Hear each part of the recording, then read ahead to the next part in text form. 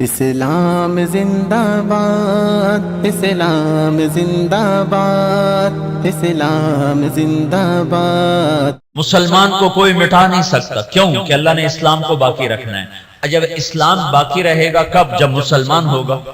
مسلمان کے بغیر تو اسلام باقی نہیں رہ سکتا ہے۔ تو ساری دنیا کی طاقتیں مل کر ہمیں نہیں مٹا سکتی، چونکہ اللہ نے اسلام کو باقی رکھنا ہے، اور اسلام باقی رہتا ہے مسلمان سے۔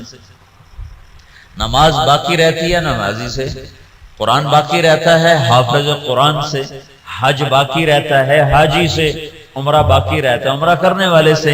تو اللہ نے پوری دنیا کے شیطان دجال کٹھے ہو جائیں، ہمیں مٹا نہیں سکتے۔ ہاں یہ ہو سکتا ہے کہ اللہ ہمیں ختم کر دے، ہمیں ختم کر دے، مثلا ساری دنیا کا باطل کا مٹا دو اور ہم مٹ جائیں، تو اللہ کیا کرے گا؟ کسی اور قوم کو فوراً کلمہ پڑھا کے مسلمان بنا دے۔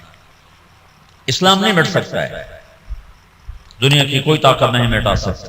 اور یہ جو تبلیغ کا کام چلا ہے، یہ اس بات کی نشانی ہے کہ اللہ دین کو زندہ کرنے والا ہے۔ یہ کوئی جماعت نہیں ہے کہ جمیں دنیا جماعتیں ٹریاں ودیاں، یہ کوئی جماعت نہیں ہے۔ پورے عالم کے انسانوں کو سامنے رکھ کر ایمان کی دعوت دینے کا پروگرام اور نظام ہے۔ اس کا آخر ہدایت ہوگا، اور اللہ جو چاہے کر دے، چاہے باطل والوں کو ایمان دے دے، اللہ کی سنت۔ تو کوئی 500-600 سال پہلے ایک دور آیا ہے جب یوں لگا کہ دنیا سے اسلام مٹ جائے گا اور ختم ہو جائے گا۔ یہ دور ہے 7ویں صدی کا۔ زوال تو شروع ہو گیا 5ویں صدی سے، جب مسلمان آپس میں لڑ حکومتوں کے غلام بن گئے۔ 583 سے 483 سے زوال آنا شروع ہوا، اور پھر وہ چلتے چلتے اتنا آگے چلا گیا کہ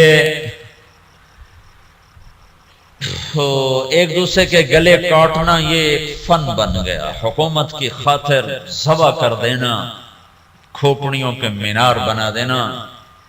اسپین کا مسلمان بادشاہ تھا، وہ مسلمان اپنے دشمنوں کی کھوپڑیاں کاٹ کر اس کو خالی کر کے اس میں مٹی ڈال کے اس میں پھول اگایا کرتا تھا۔ یہ ظلم و ستم شروع ہوا، تو اللہ تعالیٰ نے تاتاریوں کا عذاب اٹھایا، اور صحرائے گوبی سے ایک فقیر آدمی جس کا نام تھا تموجن، یہ 564 ہجری میں پیدا ہوا۔ یہ اتنا غریب تھا کہ چوہے مار کے کھاتا تھا، اتنا غریب اور اتنا بے بس تھا، اس کی بیوی کو دشمن اٹھا کے لے گئے اور یہ واپس نہ کروا سکا، یہ اتنا بے بس تھا۔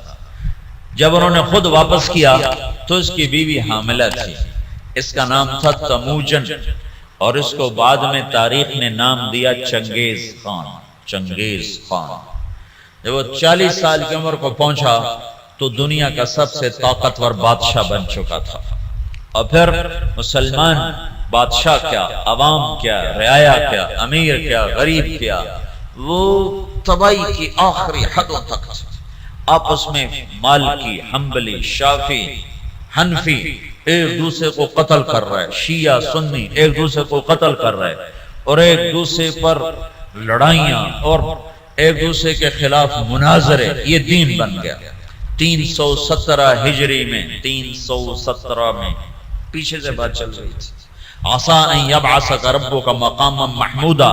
اس آیت پر کچھ حنبلی کچھ دوسرے مسلمان آپس میں اتنا اختلاف ہوا کہ لڑ 300 آدمی ذبح ہو گئے۔ یہ کیفیت بن رہی، اور عباسی بادشاہ عید کی نماز پڑھنے نکلتا ہے، بغداد کا خلیفہ عید کی نماز پڑھنے جا رہا ہے، اس کے آگے مراسی نچی جاندے، بھنڈ نچی جاندے تو کرتب ہوئے جاندے۔ عید کی نماز کے لیے یہ جلوس نکلتے عیدگاہ میں عشاء کے بعد پہنچا، اور عید کی نماز عشاء کے بعد پڑھی گئی۔ یہ حال ہو گیا، اس طرح کی صورتحال بن گئی، اور اخلاقی پستی اپنی حد کو پہنچی تو اللہ تعالیٰ نے چنگیز کو اٹھایا، اور اس نے 610 میں اسلامی سلطنتوں پہ حملہ شروع کیا۔ یہ بامیان افغانستان کا شہر ہے، یہاں اس کا ایک بیٹا چغتائی، اس کا بیٹا قتل ہو گیا، یعنی اس کا پوتا قتل ہوا۔ تو جب بامیان فتح ہوا تو اس نے حکم دیا کہ کتے بلے بھی ذبح کر دیے جائیں، عورتوں کے پیٹ چاک کر کے اس میں سے بچے نکال کے وہ ذبح کر دیے۔ ایک انسان تو انسان ہے، جانور گائے بھینس بھی ذبح کر دی، تو ایک عذاب بن کے نکلا کہ مسلمان آپس میں لڑ عقل ہی نہیں آ رہی تھی ان کو کہ ہماری تباہی کے بادل چھائے ہوئے ہیں، اور وہ ایک دوسرے کو گلے کاٹنے پر اس پر ہی جی میں آج ہویا جانا۔ جب قومیں سوتی ہیں تو پھر ڈھول انہیں نہیں اٹھاتے، دھماکے انہیں نہیں اٹھاتے، پھر موت ہی انہیں اٹھاتی۔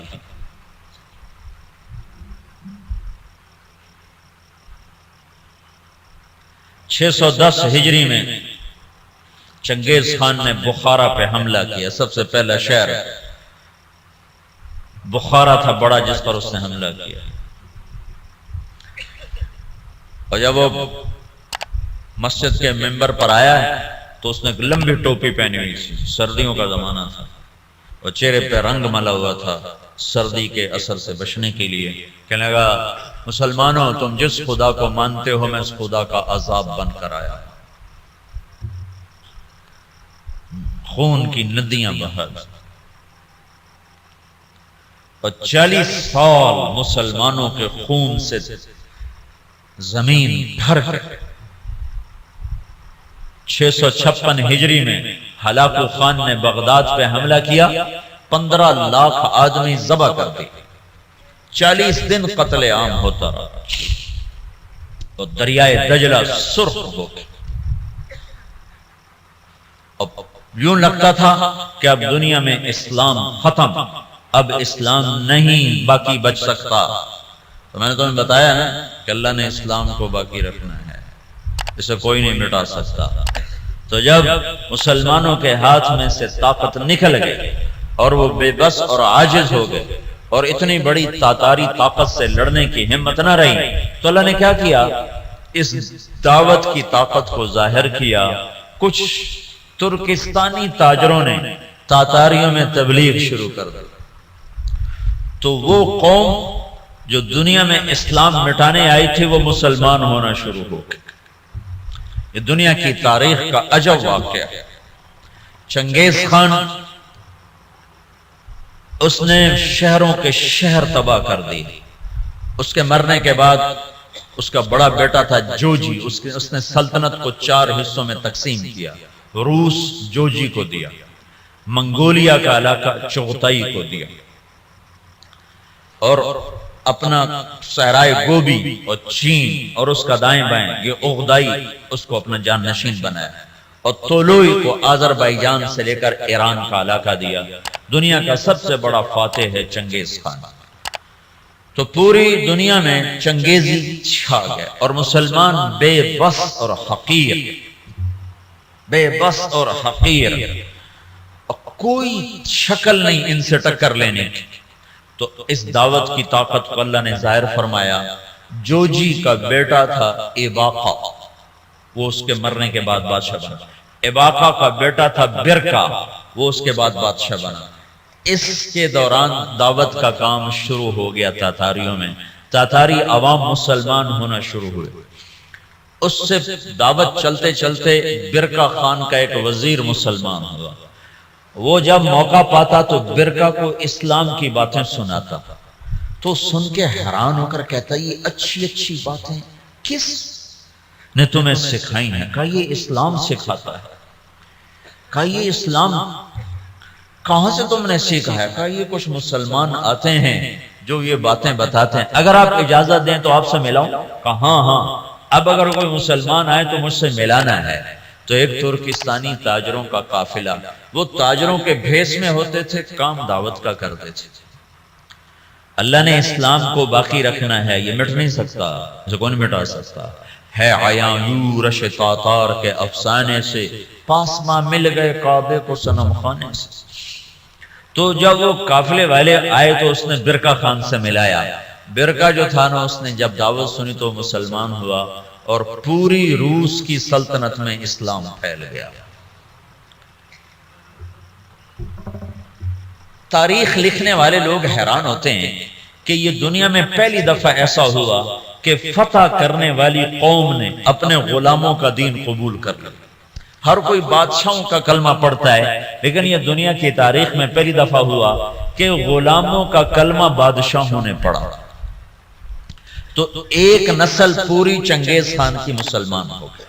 اب ہلاکو جو تھا وہ مصر ایک ملک باقی رہ گیا تھا، وہ اس پہ حملہ کرنے کے لیے لشکر جرار لے کر نکلا۔ تو مصر کے بادشاہ رکن الدین بیبرس نے برقع خان کو خط لکھا کہ ہلاکو ہم پہ حملہ کرنا چاہتا ہے، تو مسلمان ہے ہمارا ساتھ دے۔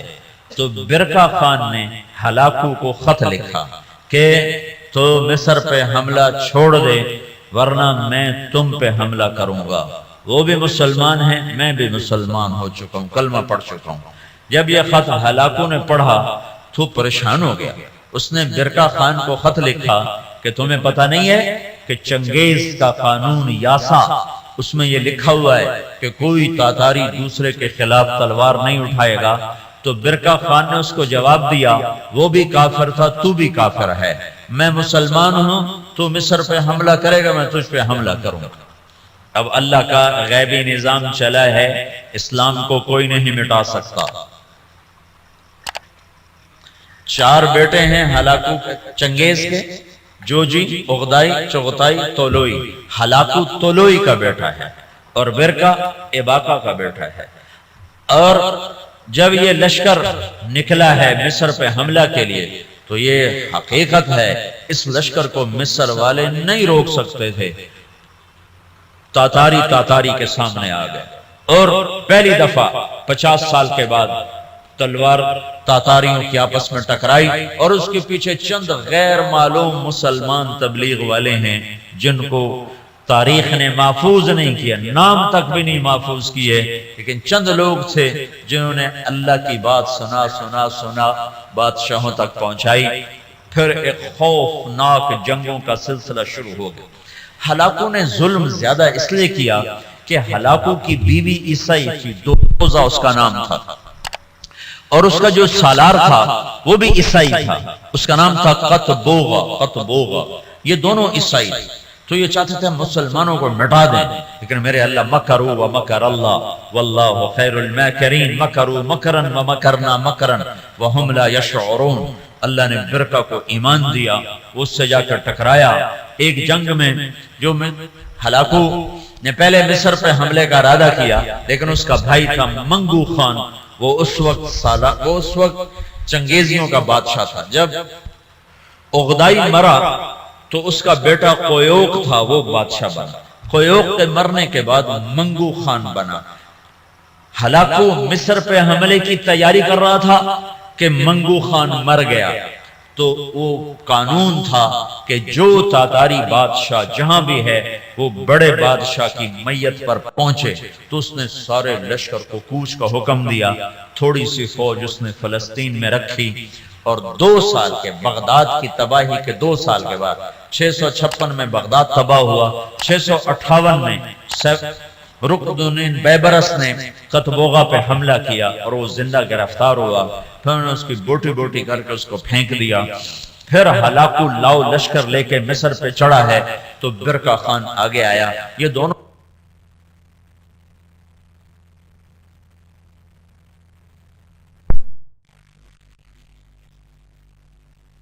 کا بیٹا تقودار وہ بادشاہ بنا، ہلاکو کا بیٹا بادشاہ بنا، وہ مرا، اس کا پوتا ارغوان وہ بادشاہ بنا تو وہ عیسائی ہو گیا۔ اس نے اپنا نام رکھا نکوپولس، لیکن تھوڑے دنوں کے بعد کہنے ترائے خدا کیا چکر ہے، ترائے خدا، عیسائیوں کے 3 خدا ہوتے ہیں، کہ ترائے خدا بھی ہویا جو میرا خدا تھا ہی کوئی ہوندہ ہے، تو وہ مسلمان ہو گیا اور اس نے اپنا نام احمد رکھا۔ احمد وہ ہلاکو جس نے کہا تھا دنیا سے اسلام مٹا دوں گا، اس کا پوتا لا الہ الا اللہ کے نعرے لگا رہا تھا۔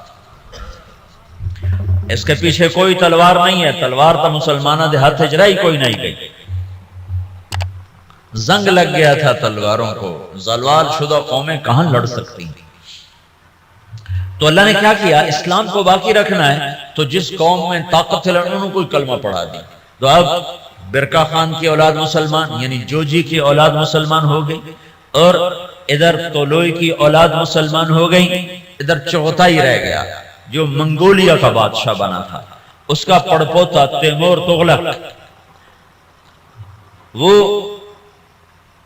مولانا جلال الدین رحمت اللہ علیہ ایک بڑے عالم ہیں، ان سے اس کی ملاقات ہوتی، وہ اس کو ایمان کی دعوت دیتے ہیں، وہ ان سے متاثر ہوتا ہے، ان سے کہتا ہے کہ ابھی تو میں ولی العہد ہوں، جب میں بادشاہ بن جاؤں پھر میرے پاس آنا، پھر میں تمہاری بات سنوں۔ اس کے بادشاہ بننے سے پہلے جلال الدین کا انتقال ہو گیا، انہوں نے اپنے بیٹے رشید الدین سے فرمایا کہ بیٹا جب تیمور تغلق بادشاہ بنے تو اس کو جا کے ایمان کی دعوت دینا اور بتانا کہ میرے باپ جلال الدین نے تم سے بات کی تھی تو تم نے وعدہ کیا تھا۔ جلال الدین کے انتقال کے بعد تیمور تغلق بادشاہ بنا تو رشید الدین رحمت اللہ علیہ اس کے دربار میں پہنچ، بڑی مشکل سے اس تک رسائی ہوئی اور اس کو ایمان کی جب دعوت دی تو اس نے کلمہ پڑھا۔ اس نے 4 وزیر تھے، اس نے ان کو بلایا، ان کو اسلام کی دعوت دی، انہوں نے بھی کلمہ پڑھا۔ اس کا سالار تھا سپہ سالار، اس نے اس کو بلایا، کہا اس کو ایمان کی دعوت دی، تو اس کے سپہ سالار نے کہا کہ میں تو ایک شرط لگاتا ہوں کہ یہ میرے غلام سے کشتی کرے، اگر اس کو گرا دے تو پھر میں مسلمان ہوتا ہوں ورنہ نہیں۔ اس کے غلام کا نام تھا جراش۔ وہ کیسا غلام تھا؟ وہ 5 سال کا جوان اونٹ بیٹھا ہوا اس کو دونوں ہاتھوں پہ یوں اٹھا لیتے تھے، اساڑے کو بستر نہیں چاہیا جاندہ سلیپنگ بیگ تو پورا اٹھا انچا لیں گا ایڈی بلان۔ تو بادشاہ نے کہا تیمور نے کہ یہ کیا بات ہوئی، تیرا غلام ہاتھی اے شدہ چڑی ورگا اے کشتی کی ہو، بھائی تو دلیل کی بات سن کا، میں دلیلہ کو نہیں جانتا، میں صرف لڑائی جاننا، یہ میرے غلام کو ہرا دے میں کلمہ پڑھ لوں گا۔ تو رشید الدین رحمت اللہ نے کہا جی میں انشاءاللہ اس سے کشتی کروں گا۔ تو انہوں نے رات کو اپنے رب سے بات کی، مولا ہن تیری مرضی مروانا ہی مروا چھا، جنہوں کلمہ پڑھوانا ہی تو میں نے جتا چھا۔ یہ سارے واقعات جو میں آپ کو بتا رہا ہوں یہ عیسائی مورخین کی کتابوں سے بتا رہا ہوں، اگر کسی مسلمان دی کتاب ہوندی تو لوگا کھڑا ہمیں ودا کے گلان دسی جاندے ہیں۔ یہ میں آپ کو سارے واقعات عیسائی تاریخ دانوں کی کتابوں سے بتا رہا ہوں، جو لکھتے ہوئے خود حیران ہوتے ہیں کہ پتہ نہیں کی چکر ہے، اسلام میں کیا جادو ہے کہ جو طاقتور کو جھکا دے۔ ہسٹری آف اسلام میں کتاب ہے، میں اس سے آپ کو یہ سارا قصہ سنا رہا ہوں۔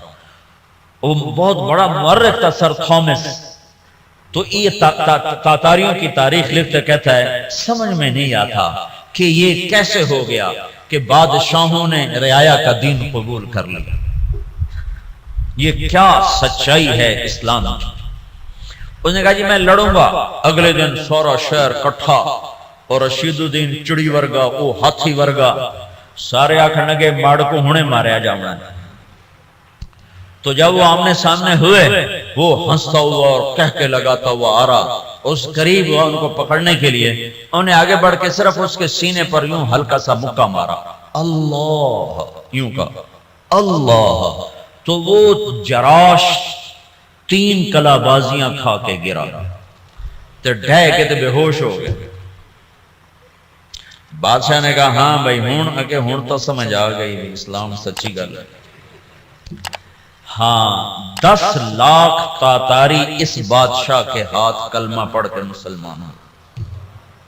منگولیا میں اس کی قبر ہے، قبر ضائع نہیں ہے، منگولیا میں تیمور تغلق کی قبر ہے، اس کی قبر کے اوپر لکھا ہوا ہے یہ وہ خوش قسمت بادشاہ ہے جس کے ہاتھ 10 لاکھ انسانوں نے کلمہ پڑھا۔ جو قوم دنیا سے اسلام مٹانے اٹھی تھی 50 سال کے اندر وہ سارے کے سارے کلمے میں داخل ہو گئے۔ صرف تاتاریوں کی ایک نسل اسلام سے محروم ہوئی، قبلائی خان۔ قبلائی خان کی نسل چین کی طرف نکل گئی تو وہ کلمہ پڑھنے سے محروم ہوئے۔ ادھر جو مسلمانوں کی حدود کے ساتھ تھے سب کے سب کلمہ پڑھنے والے بنے۔ اسی کو علامہ اقبال نے کہا پاسباں مل گئے کعبے کو صنم خانے سے، کہ جو قوم اٹھی تھی کہ ہم نے دنیا سے اسلام مٹا دینا ہے، ان کو طاقت سے نہ کوئی توڑ سکا، ان کو فوجوں سے نہ کوئی توڑ سکا، ان کو کلمے کی سچائی نے غلام بنا دیا۔ اور ساری کی ساری قوم مسلمان۔ ایک تاتاری آیا رائمنڈ 4 مہینے لگانے، تتارستان پوری ایک ریاست ہے روس میں، تتارستان۔ تو انہوں نے مجھے کہا کہ یہ تاتاری ہے، میں نے ان سے پوچھا، اس کی زبان تو روسی تھی، تو انہوں نے مجھے کہا تاتاری، میں نے کہا تتار تتار، میں نے کہا ہاں تتار تتار۔ میں نے پنجاب میں کہا، میں کہا یار تسی سانوں بڑا کھو کے رکھا ہے۔ اس کو کیا پتا میں کیا کہہ رہا ہوں، میں کہا توڑے بڑھنے سے بڑا کوئی آئے ہوئے۔ یہ تبلیغ کی خاموش محنت تھی جس نے دنیا کی سب سے بڑی سیاسی طاقت کو کلمہ پڑھا دیا۔